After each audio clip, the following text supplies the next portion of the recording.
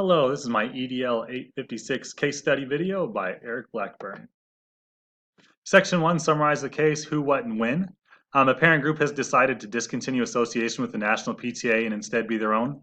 Principal met with the representatives of the newly formed group and found that they're unhappy with past levels of participation and influence in and upon the school.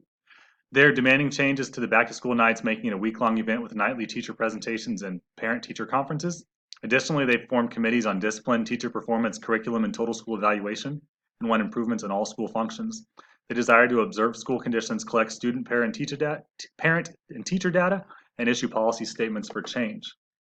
Continue in what type of situations can family and community stakeholders be helpful? They're helpful when trying to increase participation and buy-in, forming partnerships, determining what is valued and desired in or from the education that's being performed, and finding meaning for students and families in education.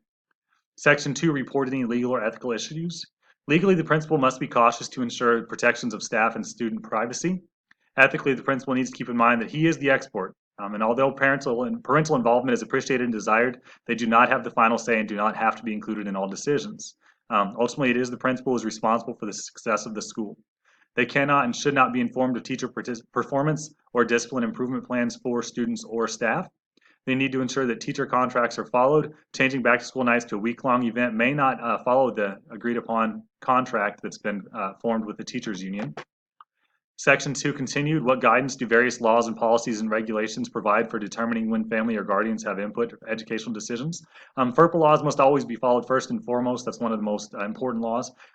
Families must be involved in the IEP development process as dictated through Individuals with Disabilities Act and Section 504 of it.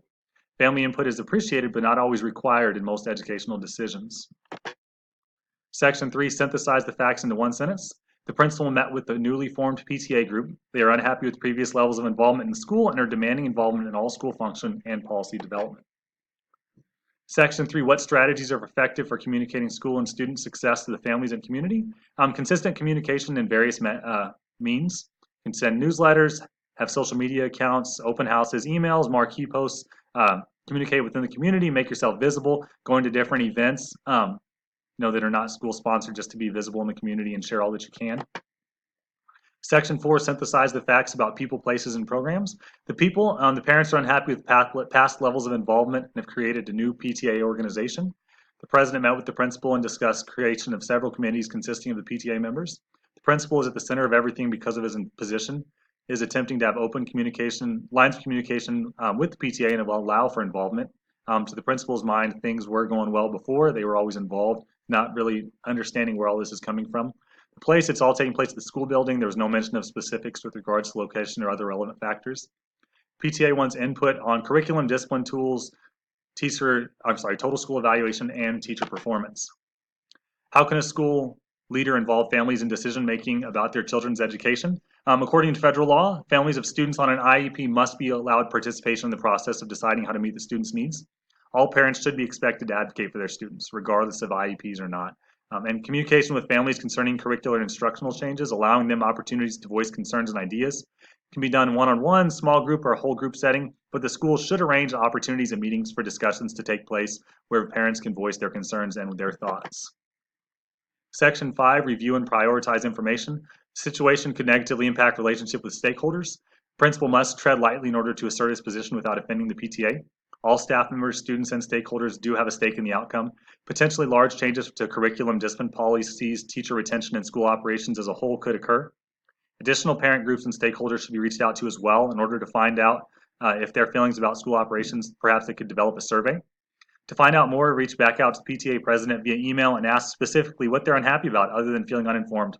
Are there policies that they're unsatisfied with, which led to the individual committees being formed, presumably about discipline or the other issues? We need to find out the level of dissatisfaction. How large is this PTA group, and are the feelings that they're feeling shared amongst other parent groups and stakeholders, or is it just this one group that's feeling dissatisfied? What strategies could a school leader use to communicate with parents or the community when English is not a primary language or where many languages are spoken? School leaders could have translators during face-to-face meetings.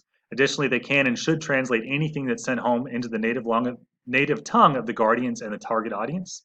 When multiple languages are spoken, they need to simplify the message to limit confusion and elaborate with details when necessary. If you're simply stating that there's photographer coming to take pictures of the kids, you don't need every bit of information, as most parents aren't going to care anyway. Communicate that it's picture day. If they want more information, be ready to translate those details. Identify your options and possible consequences. Option 1, take no action. Ignore the PTA requests and continue with operations at the school as they've been in the past. Repeat back to school nights as it's previously been done. Continue to meet with PTA groups to appease them, but do not make any changes they're requesting. Continue to be the one in charge. Provide limited information to their different committees. Appear to work with them, but don't actually put much effort into it. Don't inconvenience your teachers in any way, shape, or form by adding extra work to work with those committees. Option 2, which is the most comprehensive action, meet all the demands made by the PTA group. Give them complete control of back-to-school events. Support the vision to make it happen. Become an active participant in all committees they form. Help with data collection about discipline, teacher performance, curriculum, as well as a total school evaluation. And help the group to change school policies they're wanting to revise. A middle-of-the-road solution, discuss with teachers their feelings on the back-to-school event. If they're in support of changing it and extending it through the week, make it happen. If they're not, find a happy medium between what they want and what the PTA desires. Explain to the PTA that you appreciate all that they do in the school in support of the staff, students, administration, but they need to be aware of what regulations will limit some of their data collection, especially concerning discipline and teacher performance. Meet with district officials to inform them on the PTA concerns and plans, just to keep them all in the loop on everything. And put together committees to mirror those created by the PTA. Invite them and other stakeholders to be part of school committees. They'll bring different perspectives, but can also learn from the experts in the building and community, and also have an opportunity to share their feelings, and they would be involved. A fourth option would be to survey teachers to find out what they would like to see done and follow exactly what they want. Share with the teachers that data collection is going to be ramped up according to PTA wishes, but that all laws and regulations will be followed. Note that all parties, including teachers, leaders, and parents and stakeholders, everybody does want what's best for kids. Moving forward, make a continued effort to include PTA and other groups in decision-making conversations. What criteria should be considered when developing programs, committees, or activities that include the community? When developing programs, committees, and activities, students should remain at the forefront of all decisions. We must work to best serve them while also following all laws and regulations. Experts should be involved when appropriate and possible. We also must remember that as professional educators, we are considered experts in our field. Parents are passionate, but we can't allow their fire to trump what has been proven to be best practice and best for all students. We also need to consider cost benefit. Resources are going to be limited, so we need to see what gives us our best return on investment. Evaluating the options, the pros and the cons. Option 1 would be good because it would allow the principal to remain in control, and it's showing what has worked in the past will continue to happen. Option 1 con is the PTA group will feel further slighted and ignored. A potentially beneficial partnership will likely be dissolved. Option 2, PTA will gain control and areas of concern will be addressed. A negative to that is the experts are no longer making decisions. The principal will be undermining himself by giving up all control. Teacher negotiated contract may not be followed. Option 3, positives, teachers are included in the conversation, district officials are kept in the loop, and the PTA is included in school committees. Option 3, a negative, is the PTA may respond negatively to the notification about limited access to data. Option 4, positives, are teachers are pleased to get to pick what happens with the back-to-school events. The PTA is included in conversations about decisions to be made, but a negative to that one is the PTA is unhappy with the lack of changes to the back-to-school event. Evaluating your options, how can the community be helpful in identifying and supplying resources for the school and school programs? The community is typically more aware of the needs of the community as a whole than the school is. They also have more resources at their disposal than the school does to meet those needs. Forming partnerships with stakeholders and groups in the community helps to reinforce the idea that the school wants their help and recognizes their valued role in students' education. The community values are often in line with the values of the families they serve. They can help with communication and bridging cultural gaps. Choosing the best option, I'm going to go with option 3.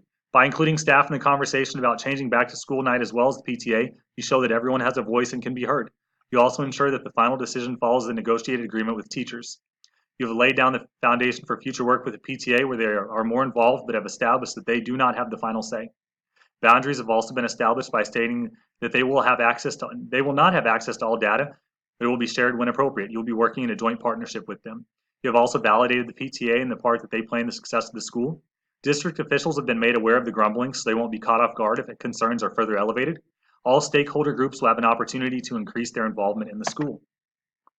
How can a school leader use community resources to support student learning? School leaders can use community resources by partnering with stakeholder groups to meet the needs of all students.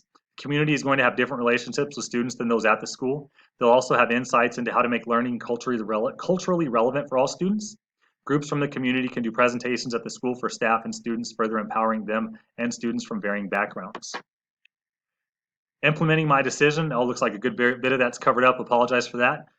Have staff complete surveys about back to school night, determine what they want and find a way to meet the wants of both the teachers and the PTA. Work with a group of teachers and PTA members to plan back to school events. Next, meet with PTA president to explain the boundaries that will exist in data collection and why.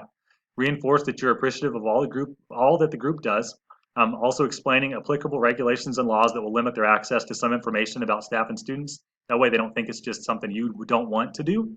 Communication has to be going on with the PTA to district officials. Communicate what has been going on with the district officials.